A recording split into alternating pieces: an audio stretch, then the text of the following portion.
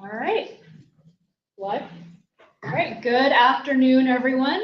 We'll call to order, establish quorum, and then kick this meeting off.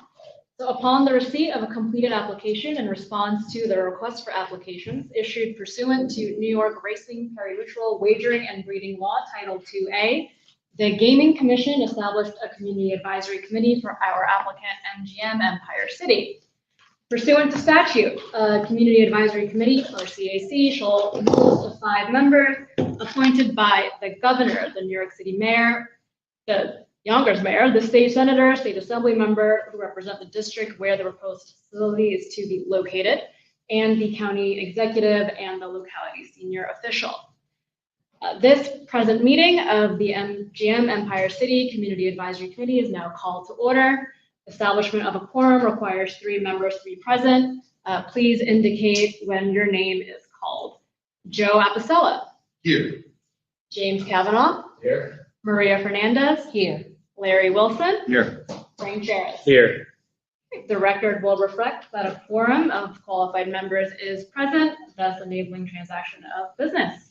Jim, I'll turn it over to you. Thank you. All right, first order of business would be consideration of the minutes for our organizational meeting on July 24th.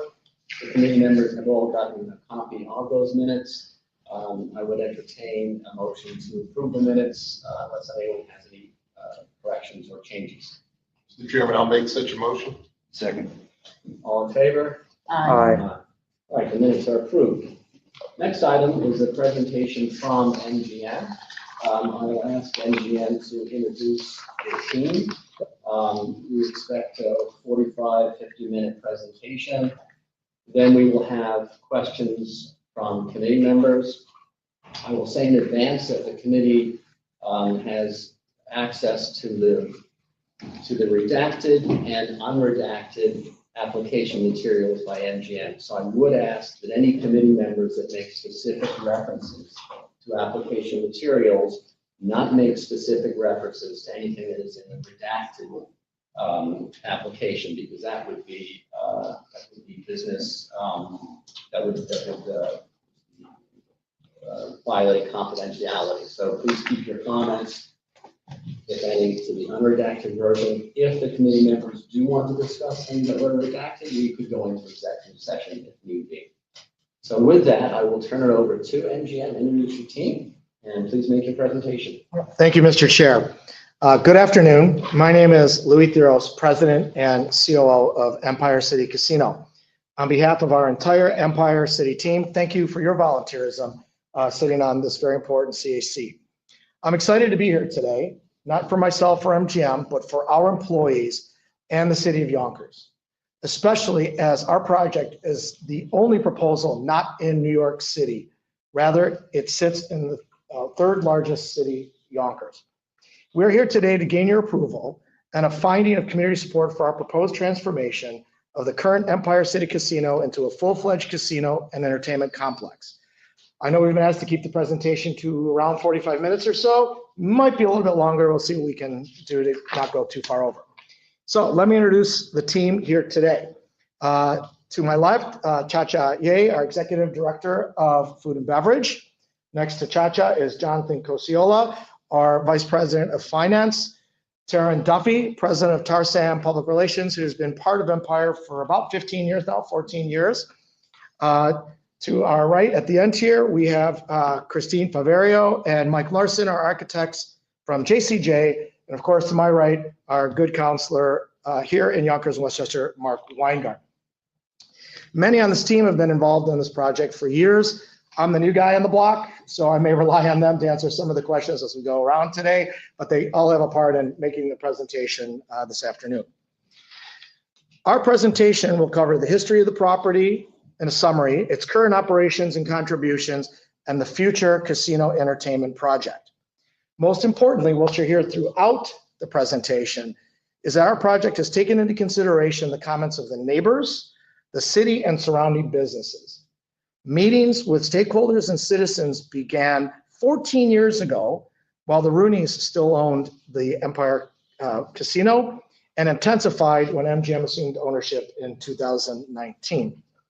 This included inviting the public to Empire City on many occasions to hear about these plans. And as we will show you toward the end of the presentation, there is widespread community support for this project. The entire Empire City story itself is very fascinating.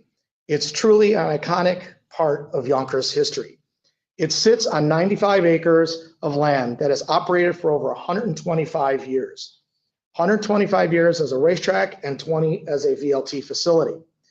During those many years, it has provided community benefits, including but not limited to taxes to the state, city, and county, the engagement and support of local suppliers and vendors, support of the horse industry, philanthropy, and most importantly, the building of careers for the residents of Yonkers and the surrounding communities.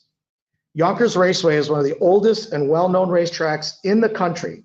So much so, Seabiscuit raced there twice and won both times, not unsurprisingly. 20 years ago, the Rooney family created Empire City Casino as a video lottery facility. Construction occurred in 2005, 2006. Additional construction happened between 2011 and 2013. In 2019, MGM Resorts joined the Empire legacy and invested over $1 billion in purchasing and improving Empire. Some of those improvements you see on the right. It is now home to the country's 6th largest gaming floor.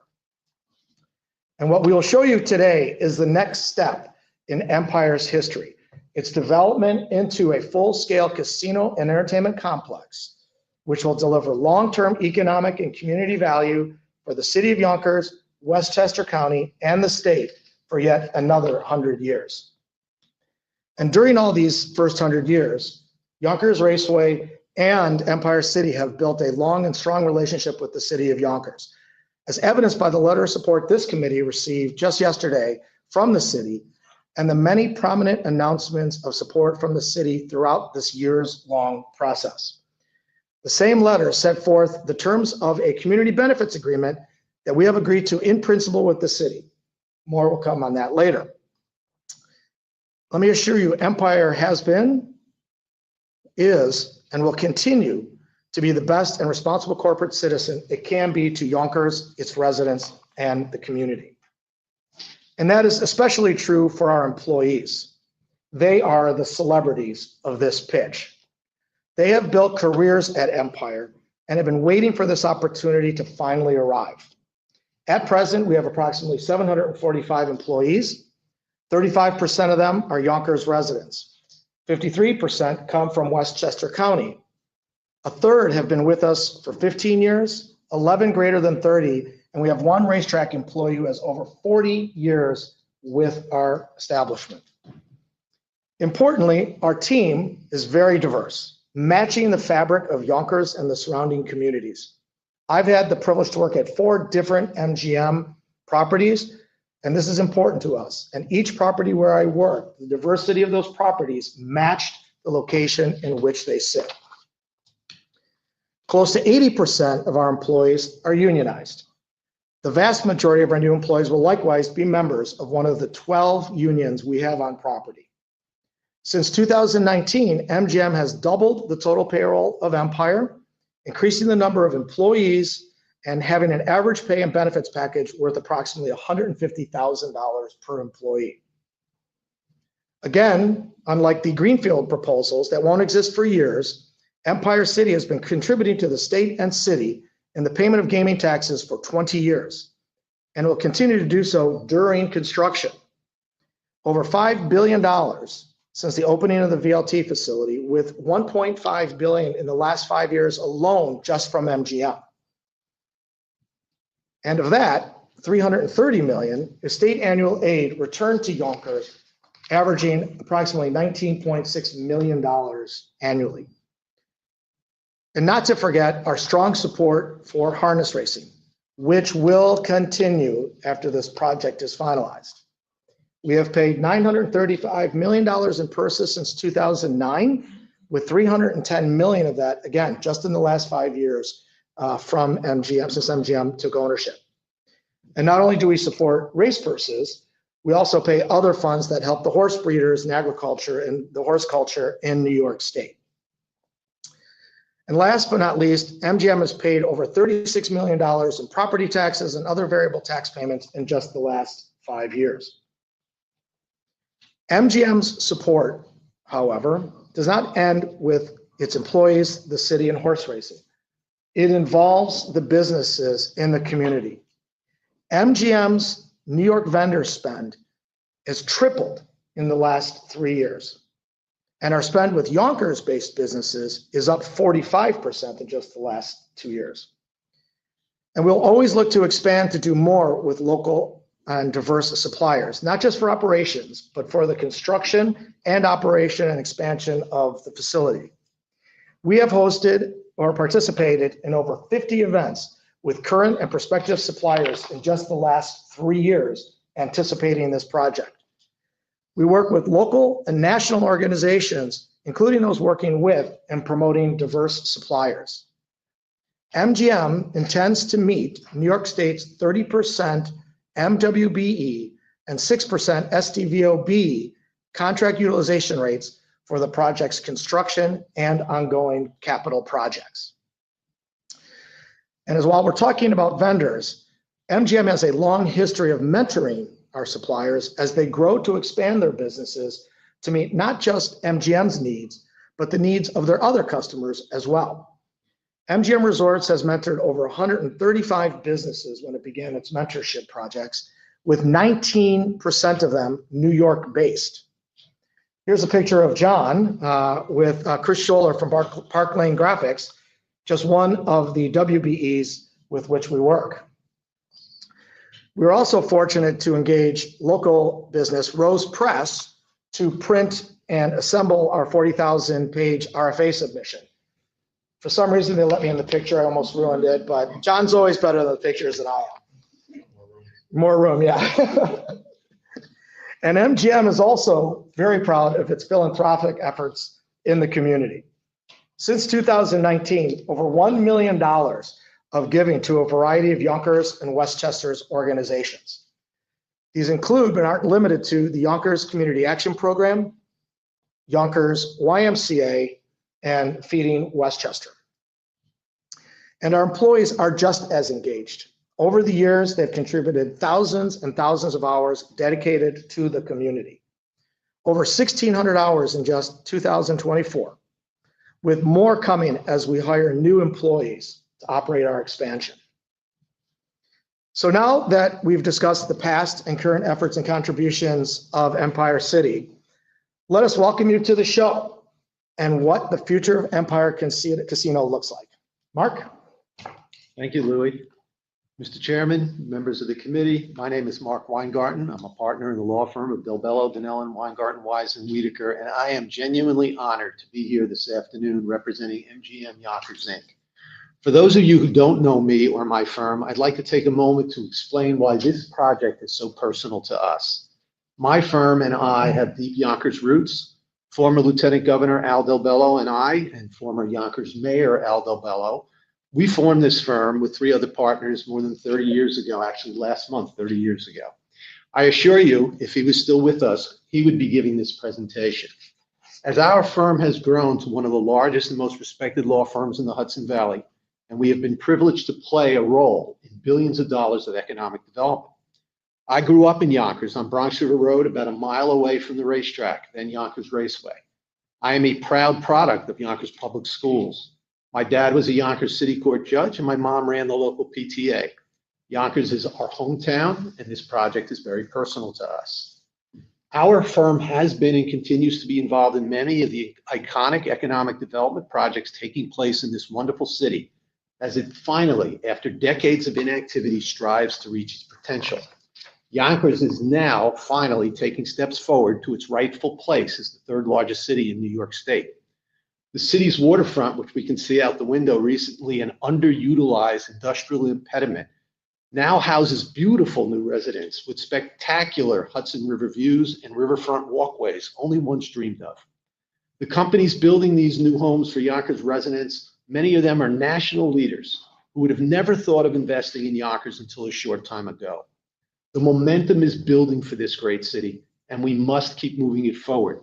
But while all this is occurring on the city's west side, Empire City remains the economic engine which anchors the east side of the city. The thought of bringing a world-class entertainment facility finally answers the age-old question, why not Yonkers?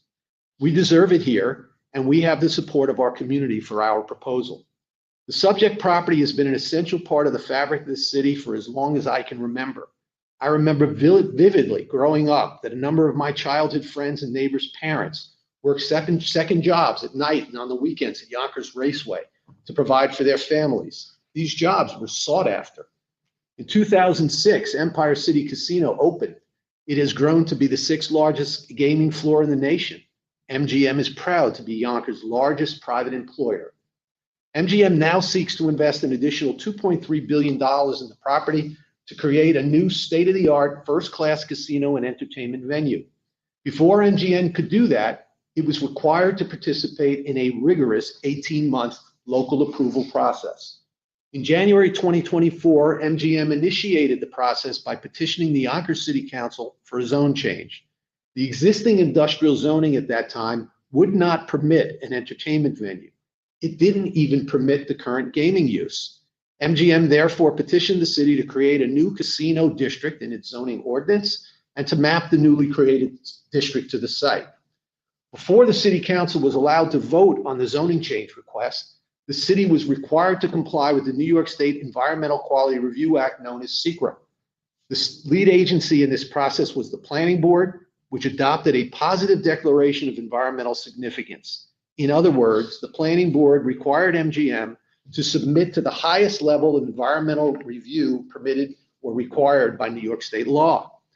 This means MGM was required to produce a draft environmental impact statement studying every potential significant environmental impact. The DEIS, which took a number of months to draft, was circulated for comments to all of the involved and interested agencies as required by law, was reviewed by city staff and its hired third-party consultants before it was accepted as complete in December of last year. Once deemed complete, the DEIS was circulated and published for public review, and a public hearing was set. Importantly, on December 4th of last year, the DEIS was accepted as complete, and prior to the public hearing, MGM met with the local civic organizations, including the Hyatt organization, which acted as host at the St. Barnabas Church, where more than 200 residents were in attendance. The public hearing was then conducted the following month on January 8th, and then 2 weeks later, a second informal public meeting was set at the invitation of the civic groups again, where the focus of the discussion was the DEIS. The formal written comment period was actually extended by the planning board to January 27th to permit the public who had attended the January 23rd informal meeting to have an opportunity to weigh in. So there was lots of opportunity for formal and informal discussion. As required, a final environmental impact statement, or FEIS, was drafted, which addressed all the questions and comments during the EIS process. It was adopted on April 9, 2025 by the planning board, and the planning board concluded its environmental review process by adopting environmental findings on April 24. These findings were adopted after months of work by the lead agency. The planning board, with significant public participation, identified all of the potential environmental impacts of MGM's proposal. The environmental findings statement imposes rigorous requirements to mitigate the identified impacts. Those mitigation measures amount to in excess of $100 million in traffic improvements, stormwater improvements, public safety improvements, landscape improvements, and much more. I assure you, as a professional in this field for many decades, the required conditions go far beyond the legal requirements that the state law imposes. MGM not only will be required to mitigate impacts to the extent practicable, but will go far beyond that legal standard to improve the existing condition, well beyond the requirements. After the findings were adopted, we went back to the City Council for a public hearing on the rezoning, and the rezoning, the casino special district, was adopted, and the site was mapped on June 25th. On June 27, MGM submitted its site plan, which fully conforms with the newly adopted zoning. The planning board granted site plan approval at its meeting on July 9. The bottom line of all this is that all necessary land use and environmental approvals are in place after much public participation. This project is permitted to proceed. It contains enormous benefits and improves conditions in the area. MGM now has the immediate right to apply for building permits upon the granting of a Class 3 gaming license. We are ready to go. So at this point, I'd like to turn it over to our architects who are going to take you through some of the plans and show you the visuals of what we plan on doing. Thank you. My name is Mike Larson, and I'm a principal with JCJ Architecture, serving as project director for the reinvention of MGM Empire City. With decades of experience designing memorable resort and gaming properties all over the country, including 8 here in the great state of New York, we are grateful for this opportunity and proud to have our New York office leading the design efforts on what will be a transformational change for this property and the community. The expansion and renovation of MGM Empire City will be completely transformative, and we're excited to share those changes with you today.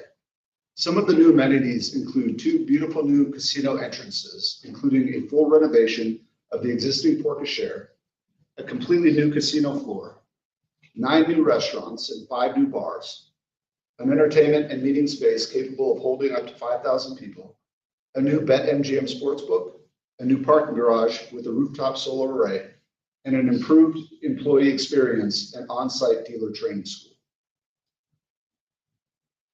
From the beginning of the design process, 2 critical themes have guided our efforts: creating a world-class guest experience and improving this property to be a point of pride for the surrounding community. Today, we are happy to share with you the culmination of years of work with MGM and many local authorities, stakeholders, and neighbors, the result of which is a development that will serve all parties well for decades to come. The city of Yonkers, and more specifically our project site, sits at a very unique point of convergence. It borders both the urban metropolis that is New York City to the south, and is a gateway to the natural beauty of the surrounding New York countryside to the north. We drew upon this convergence as our inspiration for what the reinvented MGM Empire City should become. Something that is befitting of the energy of the city, yet appropriately shaped and scaled to fit the neighborhood. and responsive to the natural surroundings you experience as you move north out of the city. To accomplish this, we sought to leverage the shape of the existing building, the site topography, and other cues from the natural surroundings, including colors and materials, which you will hear about in more detail shortly. Here briefly is where we are starting from today. It is important to note that the horse track and buildings that exist today have a history stretching back over a century and have been expanded upon many times over the decades. Additionally, the city has grown around the site, resulting in many of the major site features we see today, including site access points and expansive surface parking lots. One of the comments that we heard repeatedly throughout the process was the need to address the sea of asphalt and the site's performance during rain events. I'm happy to say that the planned improvements to this site remove some 5 acres of asphalt, returning that land to beautified landscape. And we have also planned for an extensive subsurface stormwater retention facility that will capture 94% of site stormwater within the boundaries of the property. Here highlighted, you will see some of the major existing site features influencing our design. We sought to create a thoughtful expansion of the property that utilized the existing features and enhanced them such that we weren't just adding onto the property, but we were enhancing the function of this property from what it is today. This includes utilizing and improving site access points, which you see here highlighted on the screen, creating efficiency by maintaining familiar traffic patterns to which the public is already accustomed. Beyond just utilizing these site access points, we have performed an extensive analysis of the surrounding traffic patterns as part of our design solution. We will be working with the city traffic engineer to make various improvements to strategic intersections in the area, as well as providing a new turn lane into the property off Yonkers Avenue. These solutions have been developed working hand in hand with the city traffic and fire officials to ensure the best possible performance of vehicular traffic in and around the project site. As we look to locate the new building expansions, we keyed in on the existing racetrack, the existing casino, and the adjacent neighborhoods to guide our work. And we heard clearly that our neighbors wanted to maintain the residential character of their neighborhoods. With that, as you can see here, we focused our development on the commercial districts along Central Park Avenue and Yonkers Avenue, which keeps the higher density of our new buildings far away from the homes along Empire Street, Bainton Street, and Kimball Terrace. Of note, the location of our new parking garage will provide both efficient ingress and egress to the property while moving a very significant amount of the site traffic away from the residential neighborhoods. The casino expansion and theater are located to work in conjunction with the existing buildings while creating a new, beautiful public space of the property around the entire perimeter. As you can see here, in addition to the buildings, we have taken great care to enhance the natural features along the site perimeter as well, which will aid with the stormwater performance of the site while beautifying the area for the benefit of everybody enjoying the site or living nearby. The result of these efforts will mean the new MGM Empire City will be an enhanced and greener site than exists today, one that will function as the premier gaming and entertainment facility on the East Coast, providing a world-class guest experience, the likes of which MGM is known to provide at their properties worldwide.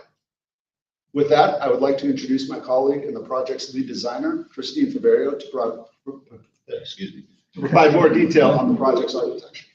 Thanks, Mike. Here we go. It's exciting to be here today to share our vision of how this design intends to transform the property to a world-class destination. The top photo tells a story of the many fragmented adaptations and additions that have occurred at the property over many decades. The image below proposes a singular architectural idea and expression.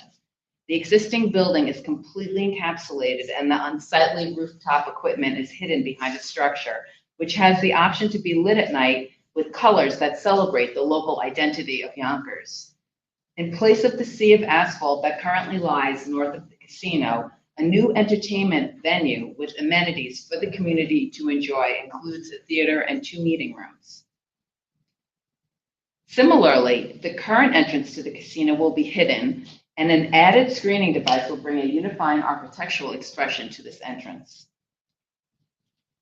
The existing valet drop-off and Porco Share has been reimagined by introducing new lighting, landscape, and natural materials. The design creates an experience for visitors that is reflective of the warm, welcoming nature of the Yonkers community.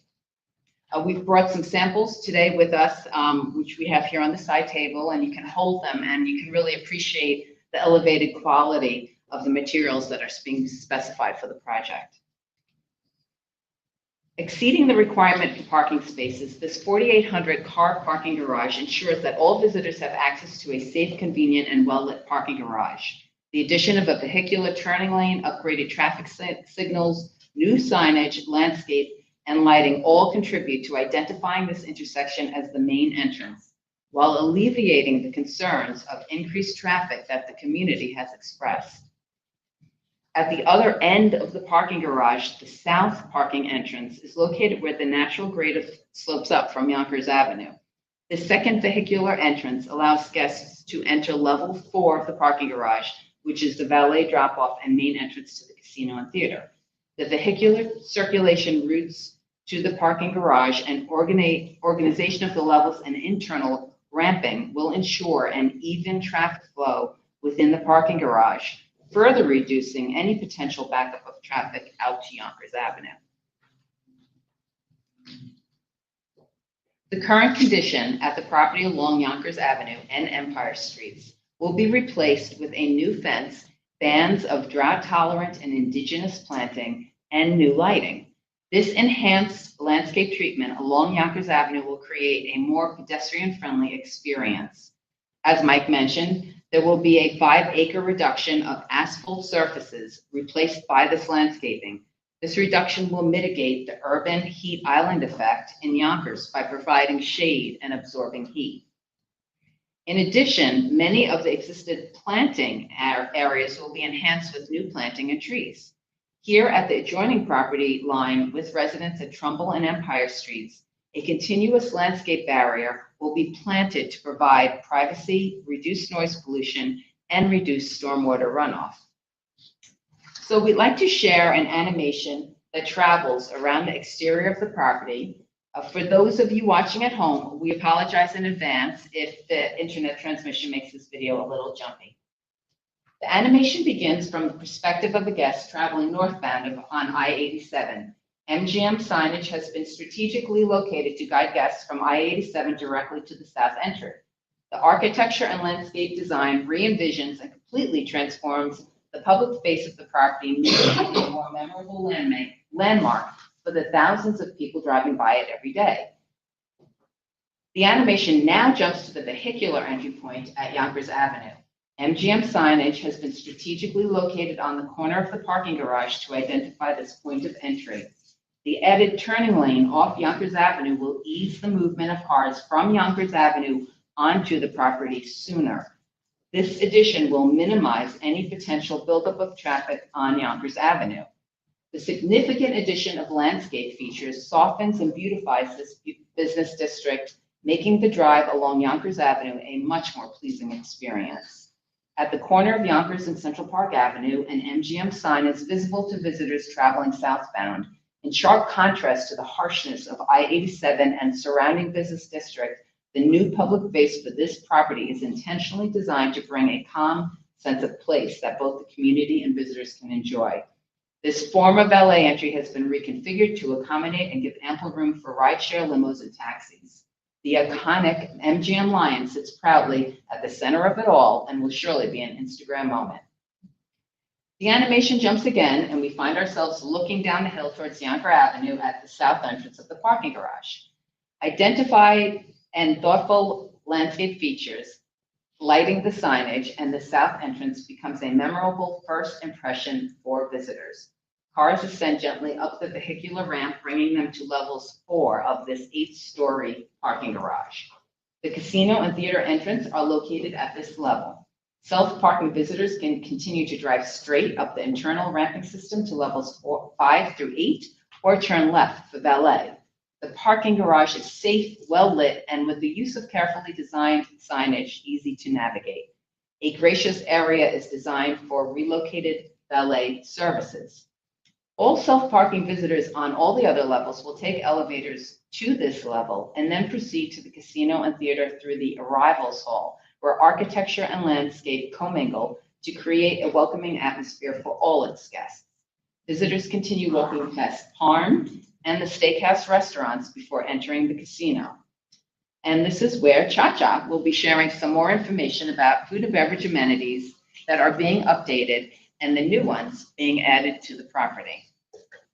Thank you, Christine. My name is Cha-Cha Ye, Executive Director at Empire City. I have been with MGM for nearly 15 years and the last 6 years at Empire City Casino. I'm very excited today to present the new MGM Empire City food and beverage lineup.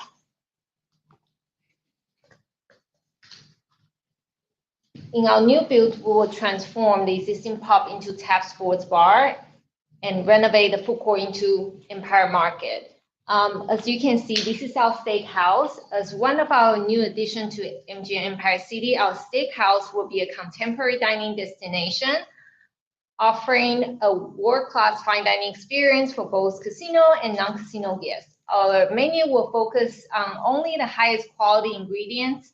For example, the signature dry-aged ribeye dish will be aged to perfection over a minimum of 28 days before being prepared over select hardwoods. Our goal is to make New York City level fine dining and luxury easy accessible to the community.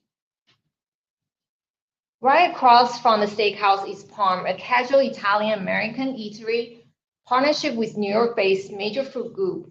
Parm features Italian-American favorites at an approachable price point.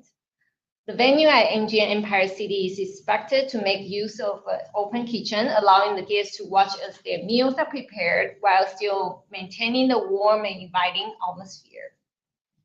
Here we have Tap.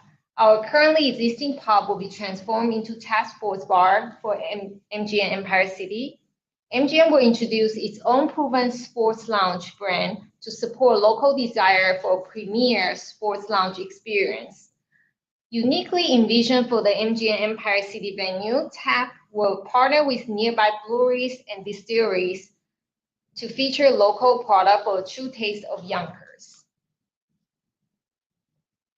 This is Empire Market. Our current food court will transform into a 5-station food hall, offering many local favorite foods, all under one convenient roof in a fast casual setting. At an average check cost of approximately $15 to $20, Empire Market has something for everyone. This venue will feature both indoor and outdoor dining experience. Noodles. Conveniently located next to the high limit area will be a fast casual dining destination offering authentic noodles, rice, and other signature dishes from Pan-Asian cuisine. Noodles will be perfect for both quick bites and sitting down to enjoy the atmosphere. Last but not the least, our employee dining room. Empire City Casino currently provides, and MGM Empire City will continue to provide, one free hot meal with a wide variety of food selection every workday. The new employee dining room is tucked away on the mezzanine level of the property, a short distance off the gaming floor, allowing employees a quick trip to enjoy the meal in a comfortable, lively space flooded with natural light. Together, we believe that we have a food and beverage lined up reflects our commitment to quality, sustainability, and community partnership. I will now hand it over back to Mike to go through more interior of the casino.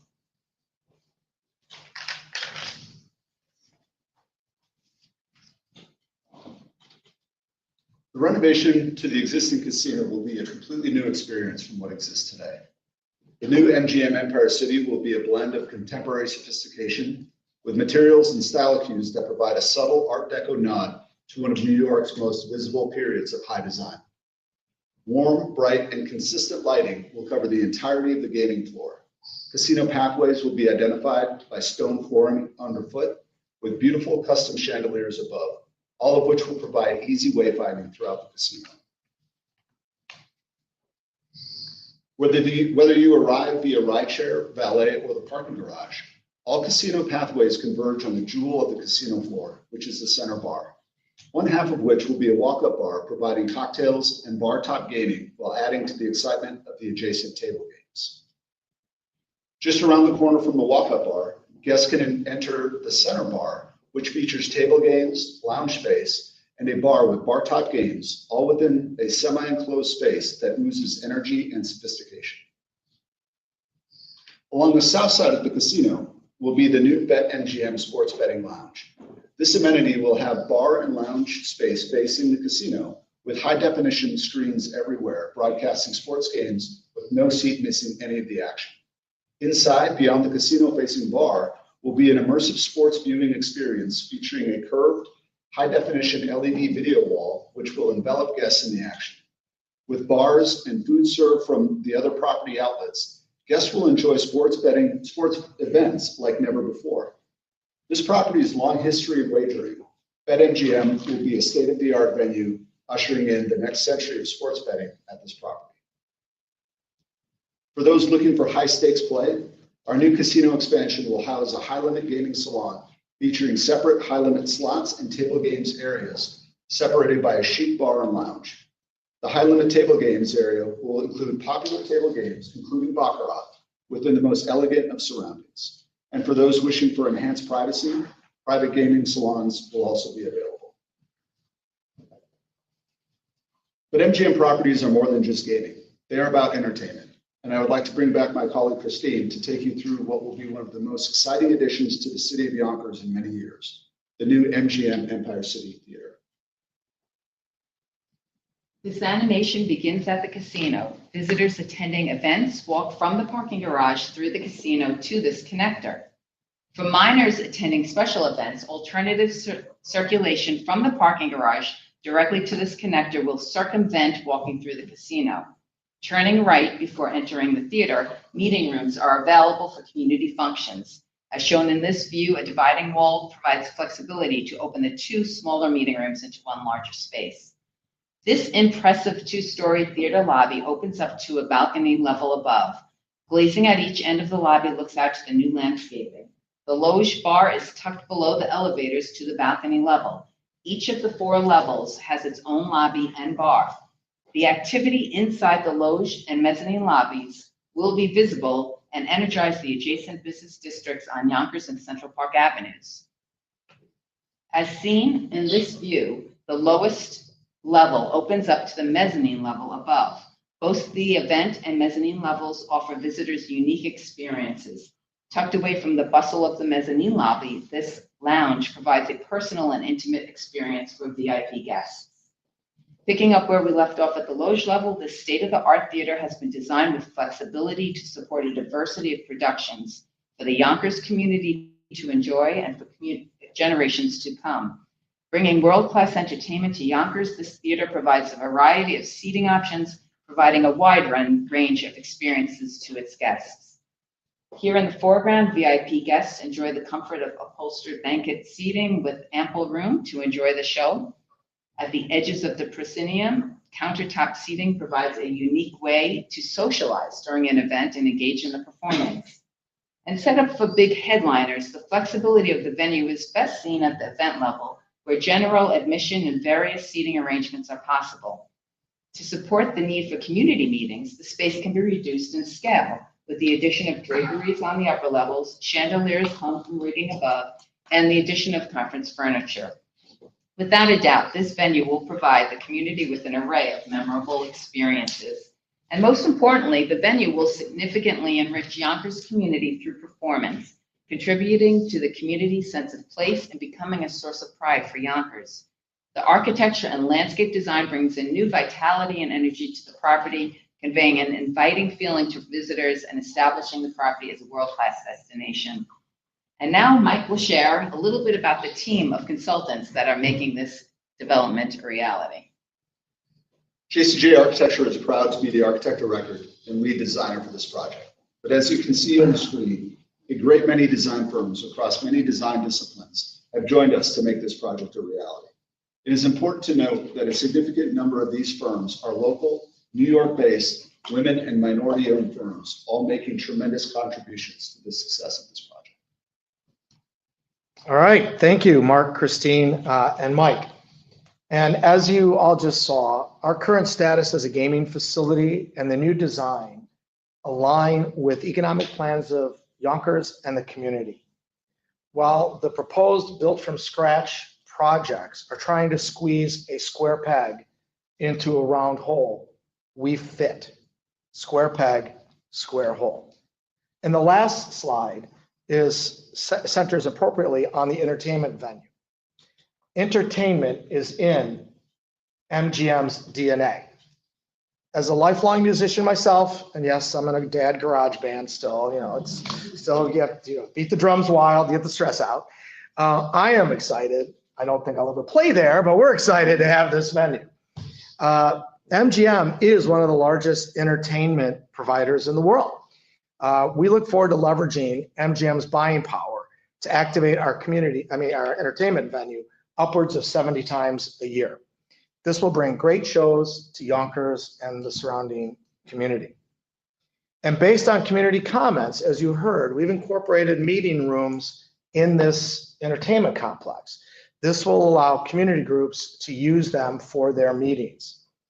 Additionally, as we've seen on other MGM properties, including those that I've worked on, the larger center space is often used by local high schools and colleges to hold their graduation ceremonies. We look forward to having and hosting these community events on this property. As the architects, as Christina and Mike were saying, this project is Empire growing thoughtfully within the community. And a major part of that, there's additional items that is in addition to what we've already been doing and what we're going to do. So let me turn to those. We talked earlier about all the great benefits we've provided, the tax payments, the careers we've built. But now let's talk about what's coming with this project in terms of our agreements with the city, both in the FEIS process, what we're going to do individually as a property, and what's coming through in our agreed in principle community benefits. As Mark described, our FEIS has been approved, and therein MGM with the CBA has pledged over $100 million in community mitigation and other benefits. Some of them listed here. $2 million annually to fund Sector 2, that means the area around our property, police officers 24/7, 365. 42 modernized and updated traffic intersections up to a mile away from the property that will move traffic and, most importantly, emergency and police vehicles more smoothly. A lot of other things they will do as well. And of course, the stormwater retention that the architects addressed in their presentation. Separately, MGM will address some of the community concerns with other improvements as we scale up operations. We will increase the number of security and peace officers on our payroll to assist with larger crowds and events. We will continue our decades-long partnership with the Yonkers Police Department, including hiring extra YPD to help us on events and holidays. We will increase our EMS services available on property, and we will double the size of our EVS team and our facilities team to keep the property clean inside and out. And as I mentioned earlier, just yesterday, we have agreed in principle with the city on a community benefits agreement that will bring fantastic benefits to the community. These include a $10 million purchase and renovation of a new library and community center, $2 million to fund small business facade improvements on the business's Yonkers Avenue, a $1.5 million initial payment, and $500,000 annually thereafter for economic development and community needs, $2 million for Yonkers Avenue streetscape improvements, and $1.25 million for parks improvements. Additionally, our commitments include looking forward to hiring and giving preference to qualified Yonkers residents and county residents for construction operations jobs, including, and Taryn will talk about those more in depth when we talk about our outreach in terms of hiring and vendors. We are grateful with the relationship we have with the city to get these done. So before I turn to Jonathan and Taryn, I did want to cover two other topics briefly. Responsible gaming and marketing. Responsible gaming has long been a core value at MGM Resorts. It's the right thing to do for our customers, our industry, our community, and our businesses. Our responsible gaming platform is called GameSense. We have adopted GameSense throughout the entire of MGM Resorts. It is the leading platform for responsible gaming. We want customers to come and game responsibly, to see this as a form of entertainment. So if they're choosing to go to the movies or eat somewhere else, they choose to come here. We want to help problem gamers. And so we, in addition to having GameSense on property at over 5,000 different touch points on property, front of house and back of house, we've also partnered with the New York State Office of Addiction Services and Supports and its Mid-Hudson Prevention Center to provide outreach and awareness sessions on property, in addition to the resources and literature for guests about problem gaming and how to self-exclude if they want to exclude themselves from the property. We also know that the New York Council on Problem Gaming is asking many things of whomever wins these licenses. And two of the main things are on-property problem gaming ambassadors and support for research on problem gaming. Empire already has 125 trained GameSense ambassadors on property and has for decades supported research on problem gaming. Additionally, we provide responsible alcohol service training to our employees. Having come from the legal side of MGM, I've worked with this for 8-10 years. It's very important. It is in our DNA just as much as entertainment. So let's switch to marketing for a moment. MGM Resorts is one of the largest regional operators in the gaming industry. 5 of the 15 highest performing regional properties are MGM properties. We're hoping this becomes the 6th. Our worldwide loyalty program has over 50 million members with 3 million rated players within 200 miles of Yonkers. We can market MGM Empire City to all those players. And one of our key priorities, of course, is to have New York residents to play in state. We expect 9 to 10% of new revenue will come from New York residents who decide to stay and play local rather than to drive out of state. We'll also cross-sell Yonkers with our other regional properties, which we already do today, where we send customers between our properties east of the Mississippi to come visit each other. We know that that is effective in promoting all of our properties in the region.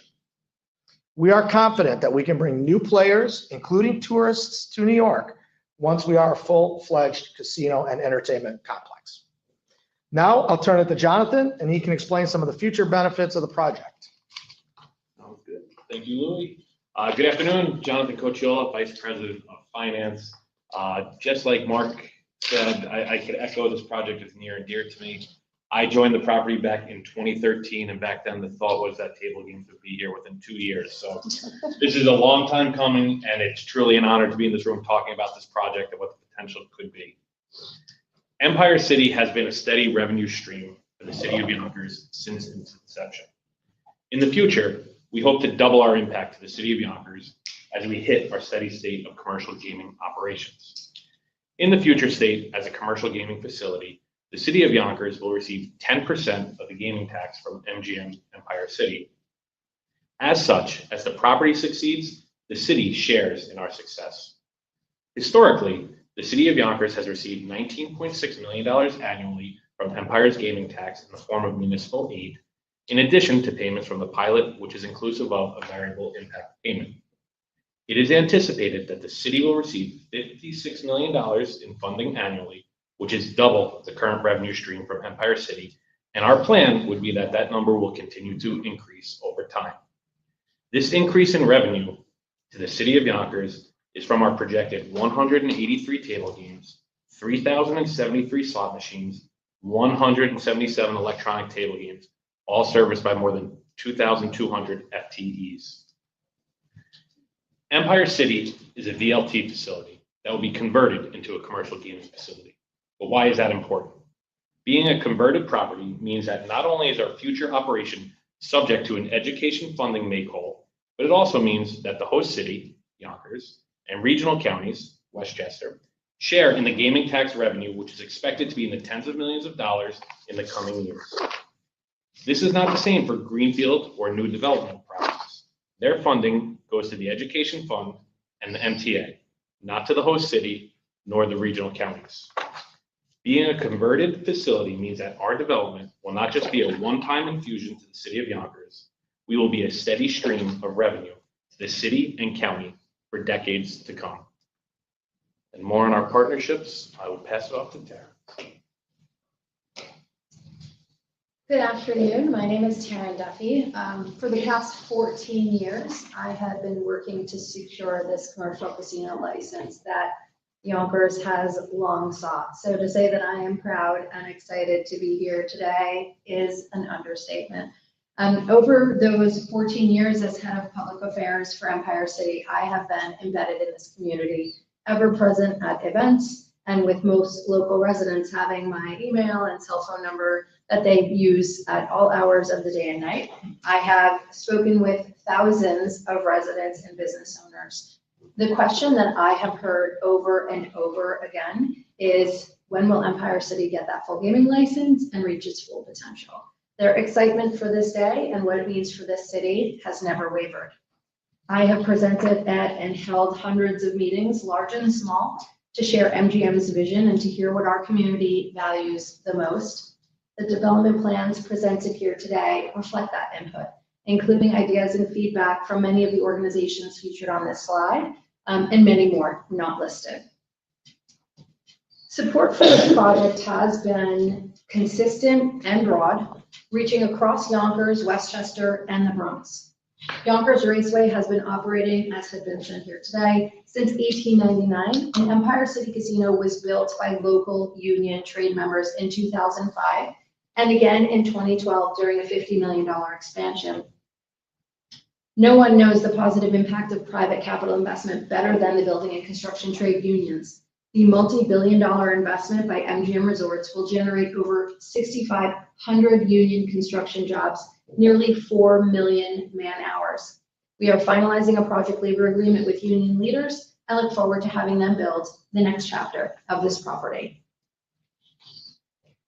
Union leaders repeatedly tell us that they appreciate MGM's transparency and commitment to a shovel-ready project, not a plan for what may be built in 5, 10, or 20 years from now, because too often projects are promised but never built. This is real, it is ready, and it is happening now. These are jobs that our tradespeople need now, and we're really excited to create them. And so these union leaders, they know the labor market and the business landscape better than anyone. And we're proud to have included dozens of letters of support from our union partners as part of our commercial casino license. And some of the excerpts from those letters of support include, and I'm quoting, MGM has continuously showed their commitment to have a positive influence on both their employees as well as the community at large. Teamsters Local 456 currently has a high density of vastly skilled workers within the city of Yonkers and surrounding areas who are ready, willing, and able to perform work. Maintaining a vital role in the local communities and participation in this project allows us to continue to do so by patronizing local businesses and supporting the local economy. Quote, they have earned the trust of Westchester and Bronx communities, employees, vendors, and partners alike. Quote, the unparalleled investment MGM Resorts intends to make in this development will reverberate throughout the region by providing work opportunities for the members of the affiliates of the council that live and work in Westchester. But in their letters, they also cautioned failing to take advantage of MGM Resorts' role to become a substantial economic driver for New York would have severe unintended consequences for the region. The casino's closure would be an extraordinary blow to the region with substantial economic losses. Yonkers Raceway and Empire City have employed generations of Yonkers residents, helping them build careers, buy homes, and support their families right here in the city that they call home. Yonkers needs more career opportunities. And with a commercial casino license, Empire City will triple its workforce, creating 2,000 new jobs with an average compensation package exceeding $150,000 a year for full-time employees. For our team members who have childcare requirements, they'll be afforded MGM subsidized childcare benefits through our partnership with Care.com. These career paths are open to everyone, whether the letters attached to someone's education level are PhD, MBA, JD, or GED, or any others. Opportunities span marketing, finance, legal and compliance, human resources, food and beverage, gaming, and much more. And for those seeking additional education, the MGM College Opportunity Program helps employees earn undergraduate and graduate degrees at little or no cost. And just like our existing workforce, the majority of our newly created positions will be union represented, including dealer roles for live dealer table games that will replace the current electronic table games. These 2,000 new positions will also create increased entry-level positions, and MGM Resorts will provide the upskilling and reskilling for existing and new employees who are interested in these new positions. We'll launch our on-site dealer training school in partnership with SUNY's Westchester Community College with tuition subsidies provided by MGM. We're also partnering with the Hotel Trades Council to offer MGM-sponsored dealer training for its union members. And as mentioned earlier, MGM Resorts doubled the salaries of our employees when they acquired Empire City. They wanted to ensure that our team members could support their families without needing to work multiple jobs. And now we have the opportunity to create 2,000 new positions that will provide career opportunities for more Yonkers residents. Underemployment is a real challenge in our city, and these are careers Yonkers residents need and deserve. For 14 years, I have overseen Empire City's philanthropic efforts, and I have seen firsthand the impact of the incredible local nonprofits and community organizations. These same partners will help ensure equitable access to the new jobs we're about to create. We'll work with nonprofits, business organizations, union trades, youth and education organizations, and of course, our local elected officials to communicate these opportunities throughout the city. MGM's recruitment efforts will include in-person hiring and information events, an on-site hiring center, and on and off-site community hiring events in a variety of language to ensure that we connect with residents in every corner of this city. The training opportunities will include pre-employment job readiness trainings, curriculum and program development support, post-employment training, and upskilling and reskilling programs. MGM Resorts is recognized nationally as a best place to work by Forbes and other organizations because we invest in career growth, leadership development, and lifelong learning.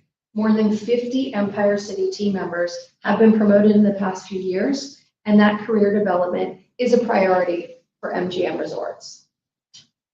Empire City has long been part of the fabric of this community, as you all know, a preferred employer and committed philanthropic partner, and that is why dozens of letters of support from community partners were included in our application.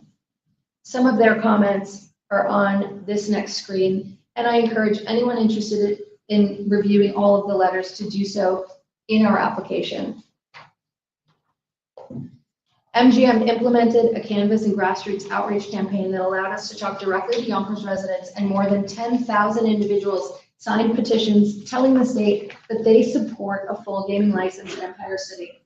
A broad coalition of businesses, nonprofits, unions, and civic associations came together to educate communities on the positive economic impact a full casino license at Empire City would have for our region. This multi-billion-dollar private investment is a once-in-a-lifetime opportunity, one we must all actively fight for. For more than a century, this property and this city have been waiting to become the economic engine it was meant to be. That time is now, and with the support of the people of Yonkers and the region, I am confident we will succeed. Thank you, and I will now pass it back to Louis Theros. Thanks, Taryn and Jonathan. So in closing, this proposal, as you've heard, is unfortunately a little longer than we wanted to, Mr. Chair, apologize, is a culmination of years of planning. It's a thoughtful expansion of our existing gaming facility, taking into consideration the comments of Yonkers stakeholders, and it provides substantial benefits to the city and community. Simply put, Yonkers and our employees have waited years for this project. They have earned it and they deserve it. Thank you for your time. We look forward to your approval. Any questions? All right, thank you for a very comprehensive presentation. I will note that we did receive a letter from the mayor, which has been distributed to all the CAC members, urging approval of the application and also supporting the community benefits agreement that you outlined, the deputy mayor's chair. So with that, I'll ask, do any members of the CAC have questions? I have a question. Larry? The community benefits package. Can you post that somewhere, maybe on a website, or maybe print it so we can better understand? It's very comprehensive and it's impressive to me. It is posted, Larry. We got it late yesterday. I sent an email to the CAC members. It's on our website. And I know, On Yonkers City of Yonkers website. well, it can go there. It can go there too. It's on the CAC website. And I'm sure the Yonkers would like to put it on their website. Yeah. But if you go to the Gaming Commission and you look at the MGM CAC, it'll say additional materials and the agreement is there. And it went up today, so you might not have seen it. Okay. Just for clarification, it includes two sector cars or one sector car? Two sector police officers. Two police officers and one sector car. So that Car's not in there, but we've talked about that, but we'll see. will that sector car be dedicated to Empire City, or will that? No, it's for the area. When it's there 24/7, it's in the area, but our understanding is that they can respond to calls anywhere as needed. Yeah, because there's a sector car map, and we watched that, we looked at that. For the last 10 years, we've been asking for an additional sector car. It seems that the needs are going to increase now, with all the things we have going on, in Empire City. So, we needed a sector car before you came along. And so, that's something, police protection, that we're very interested in. The plan, from my understanding, the two officers will be in sector 2. Okay. We look forward to reviewing it. Okay. Thank you again for including it. Any other questions? Yeah, John. Through the chair, Louis, first of all, you and your team, an extraordinary presentation in a condensed period of time. Thank you. I can tell you practiced. It was 2.5 hours long when we started, so we had to cut it down. As someone who grew up across the street from Yonkers Raceway at the time, and as a 10-year-old, having had a shoebox, and on that off-ramp as you come in right across 87, I would shine shoes there. And I had a little sign that said "Lucky Daily Double Lucky Shoe Shop," and all of these guys would come because they thought that would give them an advantage. So I know this site quite vividly for so many years, and I think I know what MGM does, and really what they do best is the entertainment. And I think thematically this works so well, in my opinion, with what Yonkers' overall direction has been, with Lionsgate Entertainment, and this being the home of Lionsgate Entertainment and film and performing arts and the like. I think this will help to augment those efforts and raise the city not only as entertainment on the Hudson, but also on the east side. So I think that's important. Will, in fact, the theater, 5,000 Capacity, right? theater, will that theater, will MGM give some sort of commitment to having its roster of entertainment participate in Yonkers on a regularized basis? Or will they, in other words, you sign up performers? Yeah. Mhm. And when those performers are signed up, will Yonkers be part of the group? of facilities, because knowing what you do is important, and knowing what you're willing to commit to is another, because that will be an economic driver, an economic development driver, to your point, for Yonkers. So that's a question I wanted to ask. So often when we sign up, for instance, you're talking about artists in residency, people who are playing in Vegas, they often go on an East Coast swing, right? And so once this is built, I'm certain that we will include Yonkers in that East Coast swing. We've done it in Springfield, we've done it in National Harbor, we've done it at Borgata, and with this facility being brand new and being in New York, it will absolutely be on the list. And my experience as well is the notices have to go out generally months in advance. So the residents will know probably 4 to 6 months in advance before a show comes, just to get the ticket sales ramped up. So the calendar will be built in that way once this venue is completed. I'm sorry, so Yonkers would be included in that roster of Yeah. entertainment? Yep. And I was just gonna add, no, Joe, I was just gonna add that this theater has very specifically been designed to replicate the theaters in Vegas that have been and hosted, have been designated for A-list acts. And so this is a theater size with the acoustics, state-of-the-art technology that will be a perfect home for those A-list artists. And we're very excited to have them here in Yonkers. I think that's important, given your, the value of MGM's overwhelming entertainment. On design, sustainability. You didn't mention that in great detail anywhere. If I missed it, please correct me. How would your design incorporate the sustainability techniques of today? I myself, we're building developers, and we build high-rise and commercial developments, and there's LEED status, there's passive house status. How have you, if at all, incorporated sustainability into this design, which we hope will take us into the next century, right? Sure. We have incorporated sustainable design practices across all areas of the program. There will be components of the property that will be LEED certified. The LEED certification process, as it applies to existing buildings, makes that a little complicated for certification of those components, but we're going to have LEED certified projects in other areas such as the theater that will comply. And we're also including other sustainable platforms across the property, like the rooftop solar array that's going to be powering or helping to power the property and the complex as well. So, And that's located on top of that parking structure. Right. And the removal of the 5 acres of impervious surface is also a major sustainable feature of what we're doing. Where will that 5 acres? It's all over. It's comprehensive. So there's components of that are being replaced. On the north side of the property, as you saw with kind of those parking lots that exist currently along the slide along Yonkers Avenue. But then as you kind of if you go clockwise around the site, there's areas that are going to be asphalt that are going to be replaced with landscape, including some of that stormwater retention.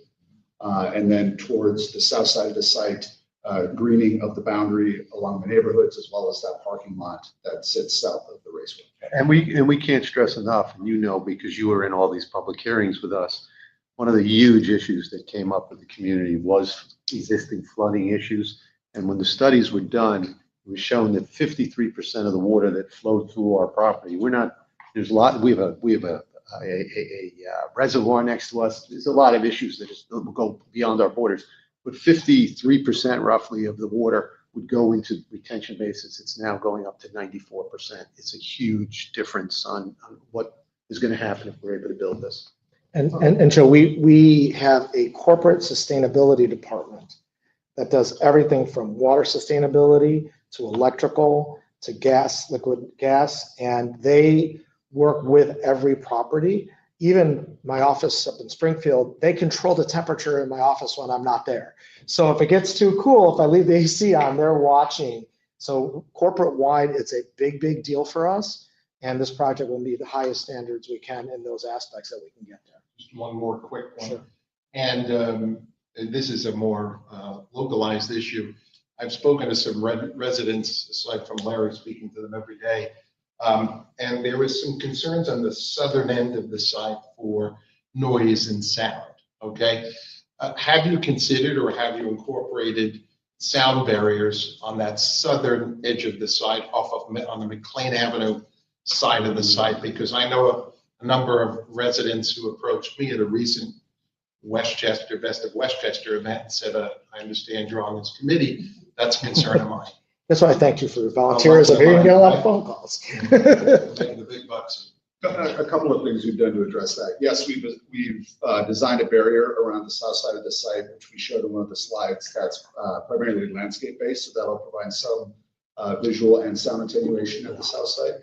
But in addition to that, when we looked at the site circulation around the site, we're moving a lot of the traffic away from that southern boundary further north. So we're taking a lot of the sound sources and moving them away from that southern boundary. Yeah, I just want, you're very familiar with the site.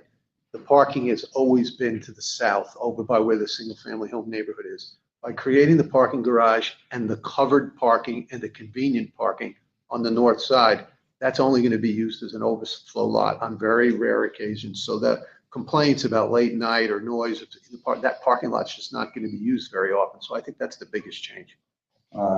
The noise barriers that Joe made reference to, those people live on Cumberland. They're complaining already about traffic that comes south on 87, gets off at Hall Place, and then has to get back on Central Avenue to go north. You got it? To your facility. So when they come, when they come off of the throughway, okay, they have to enter the ramp that will take them to 87 North. That's Cumberland Street, Cumberland Drive, whatever it is. And those people have a steady stream of traffic. Now it'll be 24 hours a day, going by. So one of the things we can, because I come south on 87 to get there, I get up at the Cross County Parkway exit. Yeah, well, then you go south onto Central and turn left onto Yonkers Avenue. We can potentially work with the state DOT to see if we can get some very specific signage that says Empire, MGM Empire exit here, because right now it just says Yonkers Raceway. And we've seen that effective at our other properties when we specifically put signage, basically saying this is the exit, and it has taken traffic away from other exits that people use. Because when I miss that exit, you're right, it's quite the turnaround to go back. Right behind those people. East, yes. Right, and as you know, the people do that now because the entranceway is over on Central Avenue. It's the only way for them to access it. But now they're going to come to Yonkers Avenue, make a left, and go down to the main entrance. So we think that's going to be a huge change. I saw in your presentation, when you were talking about Empire Street and you were talking about the east end, I guess, of the property. I know that the retention basin is going to be along Yonkers Avenue, close to the east end. But I've got a lot, we've had complaints for years, for decades really, about Empire Street. You had a photograph of, tall evergreens.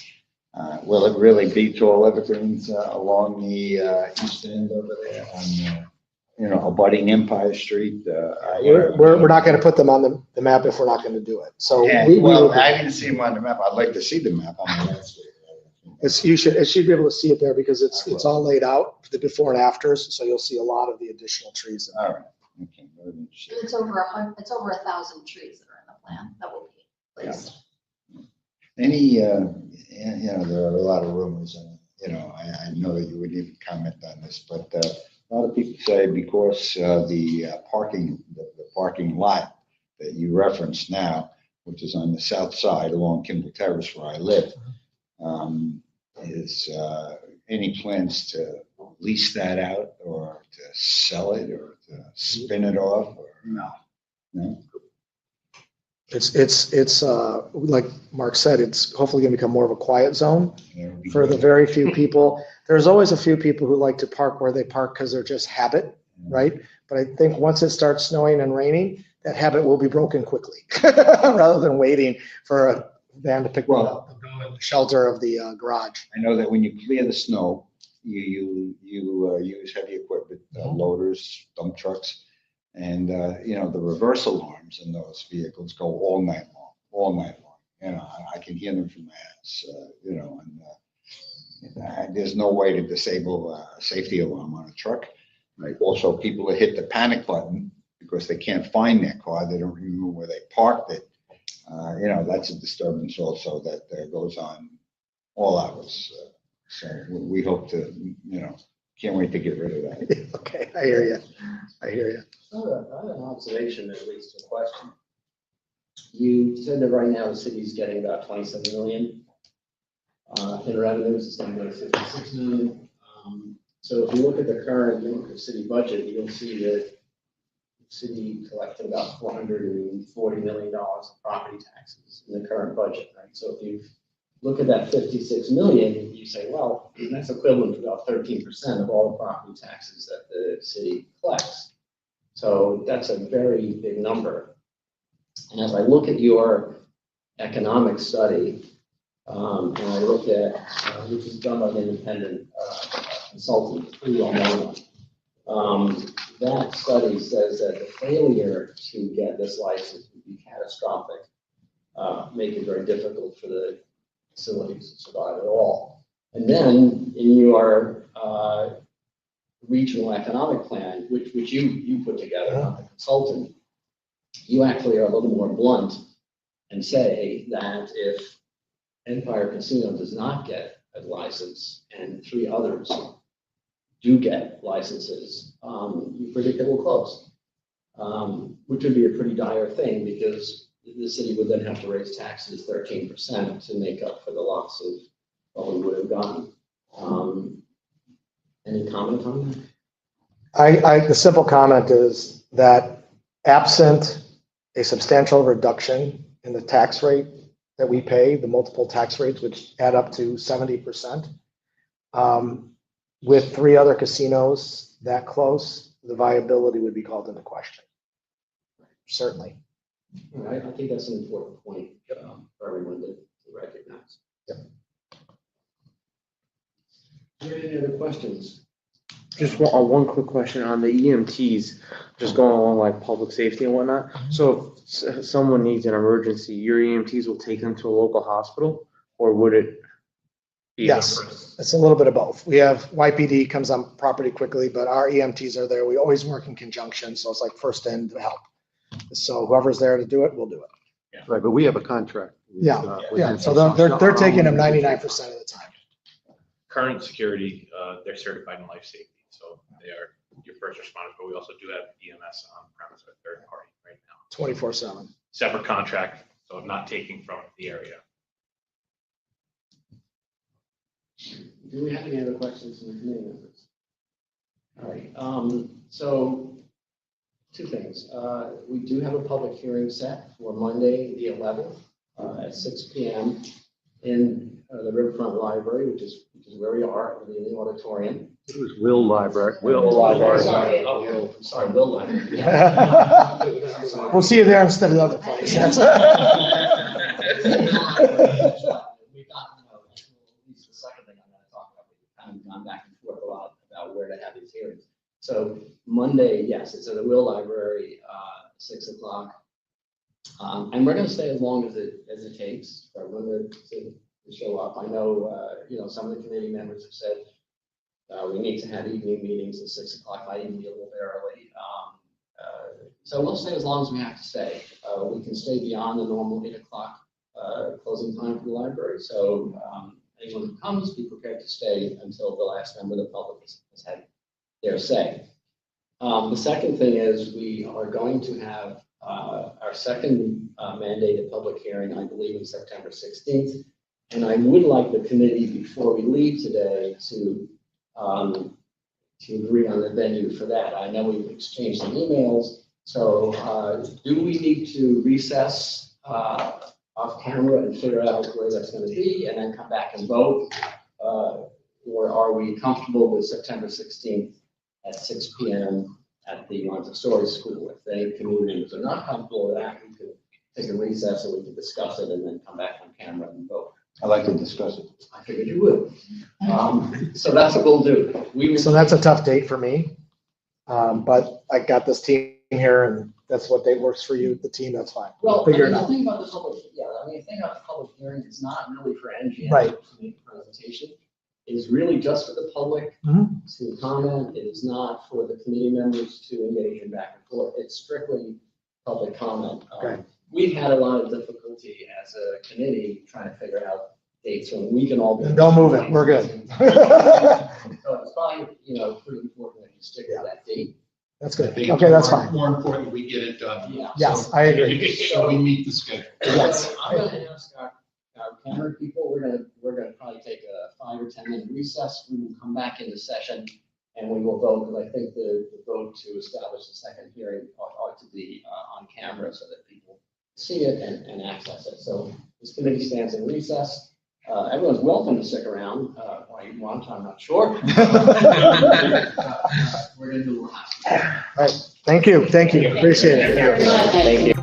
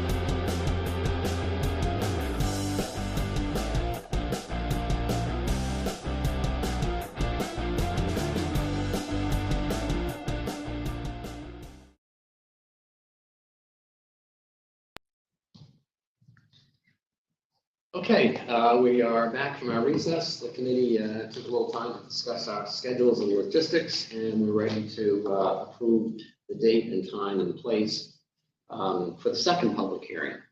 So the second public hearing would be at 6 p.m. at the Yonkers Montessori School, 160 Woodlawn Avenue in Yonkers. And if that changes, we will make a notification, but at this point, it looks like that's where we're going to go. So that'll be September 16th, 6 p.m., Montessori School, 160 Woodlawn. And a reminder, we also have a public hearing Monday at the Will Library at 6 p.m. So I would entertain a motion to approve the Montessori School at 161 Lawn. So moved. So moved. Do I get a Second. All in favor? Aye. Approved.